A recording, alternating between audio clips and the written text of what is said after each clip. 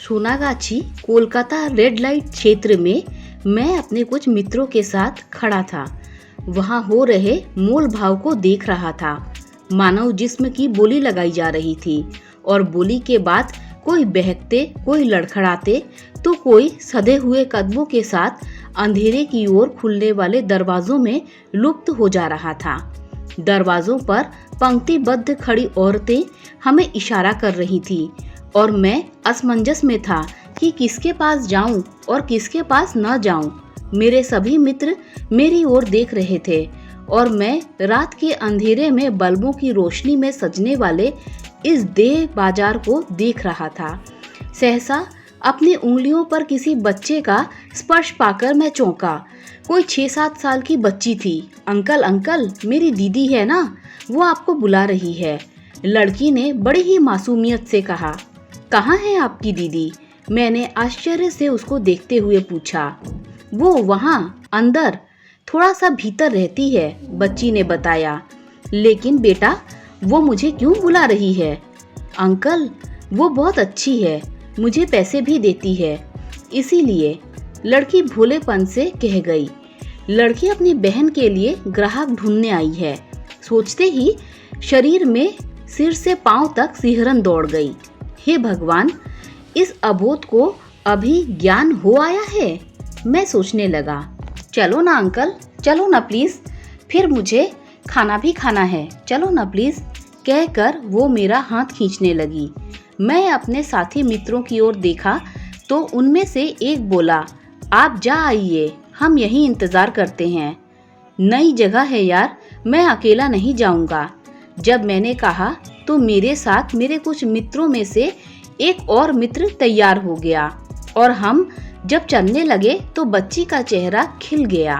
कुत्ती फुदकती गिलहरी सी वो कई गलियों से होते हुए मुझे एक घर के आगे ले गई और एक परिचित सी दस्तक देकर मेरी ओर देखकर हंसने लगी।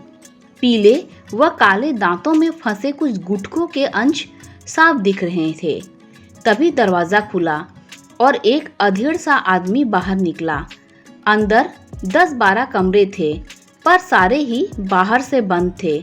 साफ था कि वहां कोई नहीं था।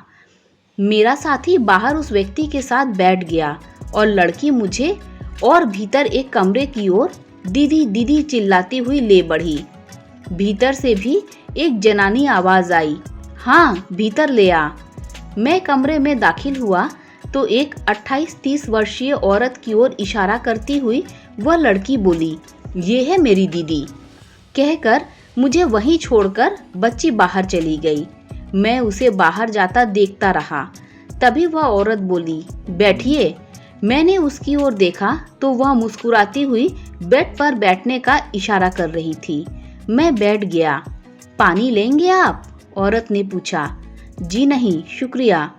प्यास लगी होने के बावजूद भी मैंने मना कर दिया। ठीक है, फिर पहले पैसे दीजिए। मुस्कुराहट गंभीरता में बदल गई थी। कितने? मैंने पर्स निकालते हुए कहा। 200 मेरे और 100 बाहर बैठे दरबान के। मैंने 300 रुपए निकालकर उसकी ओर बढ़ा दिया।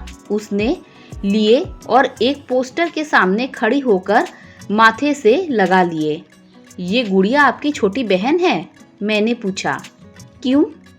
उसने बिल्कुल ऐसा दर्शाया जैसे उसे ऐसे सवाल की उम्मीद मुझसे नहीं थी। देखो, मैं उस इरादे से यहाँ नहीं आया हूँ, बल्कि कुछ बताने आया हूँ, मैंने थोड़ा सा हकलाते हुए कहा। तो फिर किस इरादे से आए हो? उसकी आंखों की चमक और बढ़ गई। असल में मैं गोरखपुर से आया हूँ और मेरे दीदी जीजा जी यहीं कोलकाता में रहते हैं। तमाम ऐसी बातें हुई। मैंने कहा, आप ये धंधा छोड़ दो और शादी कर लो। मैं एक ही सांस में कह गया। शादी? किससे? हमारी हर रोज कितनी ही शादियां होती हैं साहब, किसी से घंटे के लिए तो किसी से रात के लिए। हमें क्या जरूरत है शादी की? आप अपनी टाइम खोटी ना करो, काम निपटाओ और जाओ। मेरा बोनी का टाइम है। पता नहीं कितने भाव इन वाक्यों के दौरान उसके चेहरे पर आए और गए।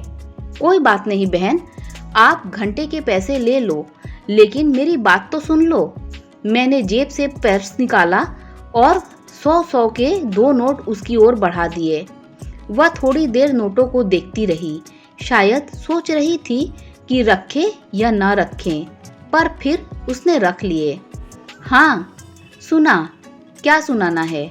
मेरे पास बैठते हुए वह बोली। तुम शादी कर लो ना, मैंने लगभग गिड़गिड़ाते हुए कहा। मेरे घर वाले मेरी शादी तय कर दिए हैं। जिसने दरवाज़ा खोला था वो पति है मेरा। उसने बताया तो मेरे पाँव के नीचे की ज़मीन खिसक गई। और ये बच्ची? मैंने फटी आंखों से पूछा। ये मेरी बेटी है, उसने आत्मविश्वास के साथ कहा। बेटी? तो फिर आपको दीदी क्यों कहती है? मैंने फिर आश्चर्य भरे लहजे में पूछा। मैंने ही सिखाया है। मैंने माँ शब्द को इसको कभी नहीं रटाया, शुरू से ही दीदी कहलाया है इससे, औरत ने बताया। क्यों? मैंने एकदम पूछा। क्योंकि ये लोगों को जाकर कहेगी कि मेरी माँ बुला रही है, तो कौन आएगा यहाँ? सवाल का जवाब सवाल में ही दे गई वह, और मेरा दिमाग लगभग शून्य सा हो गया। पानी मिलेगा थोड़ा? मैंने कहा तो वह औरत बाहर चली गई। मैं सोच रहा था कि कैसी विडंबना है ये, कैसा संसार है जहाँ एक बच्ची से उसकी माँ ने माँ कहने का हक छीन लिया। थोड़ी देर बाद पानी का गिलास लेकर वापस आई और मुझे पानी थमा दिया। इस बाजार का यही उसूल है साहब, हमारी लड़कियां सिर्फ हमारी होती हैं, उनके बाप का हमें भी पता नहीं होता। वेश्या की लड़कियां वेश्या ही बनती हैं और वेश्या के लड़के दलाल बन जाते हैं। फिर किसी दलाल से शादी कर उसे अलग कर दिया जाता है और वो उसके यहाँ धंधे पर लग जाती है। यही तो उसूल है इस सोनागाछी बाजार का। औरत ने संक्षेप में इस बाजार का इतिहास, वर्तमान और भविष्य एक साथ रख दिया। तुम लोग छोड़कर क्यों नहीं जाते ये धंधा? मैंने पूछा। पुश्तैनी धंधा है साहब, इसके सिवा कुछ और आता भी नहीं, औरत बोली। और हाँ साहब, यहाँ इस बात का जिक्र किसी दलाल के सामने या कहीं और मत करना, आपके लिए खतरनाक हो सकता है। औरत ने मुझे हमदर्दी दिखाते हुए नई सीख दी। तभी बाहर से दस्तक हुई। बच्ची चिल्लाई, दीदी टाइम हो गया है। मैं फिर हिल गया उस मासूम की आवाज़ सुनकर। सुनो, इस बच्ची का नाम क्या है? मैंने पूछा। पूजा।